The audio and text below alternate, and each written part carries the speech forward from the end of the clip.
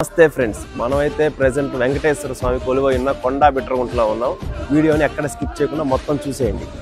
ఈ గుడి చరిత్ర గనక చూసుకున్నట్లయితే ఇది చోళుల కాలం నాటి ఆలయం అని, 1356 కాలం నాటి గుడి అని చాలా మంది చెప్తున్నారు.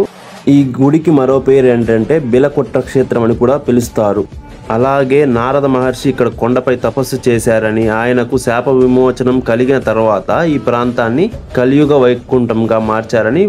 ఈ ఆలయంలో మరో విశేషం ఏంటంటే ఇక్కడ నారద మహర్షికి కూడా ప్రత్యేక ఆలయం ఉంది. అంతేకాదు ఇక్కడ దంపతుల మధ్య, బంధువుల మధ్య, వ్యాపార భాగస్వాముల మధ్య కలహాలు తొలగిపోవడానికి ఇక్కడ నారద మహర్షికి కలహ నివారణ పూజ చేస్తారు. మరో విషయం ఏంటంటే వెంకటేశ్వర స్వామికి సాధారణంగా గుడిలో శంకు చక్రాలు ఒక పద్ధతిలో ఉంటాయి. కానీ ఇక్కడ ప్రసన్న వెంకటేశ్వర స్వామి విగ్రహంలో శంకు చక్రాలు తలకిందులుగా ఉంటాయని భక్తులు చెబుతారు.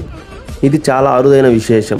ఈ ఆలయ గర్భగుడి చూసుకున్నట్లయితే తిరుమలలో ఆనంద నిలయాన్ని పోలి ఉంటుందని చెబుతారు. స్వామివారు ఇక్కడ అభయహస్తం ముద్రతో మనకు దర్శనమిస్తూ ఉంటారు. ఈ గుడి గురించి నేను చెప్పిన విషయాలు మీకు నచ్చినట్లయితే లైక్ చేయండి. ఇలాంటి మరిన్ని వీడియోల కోసం మా ఛానల్ని సబ్స్క్రైబ్ చేసుకోండి. మీ ఫ్రెండ్స్కి షేర్ చేసేయండి. ఉంటా, బాయ్.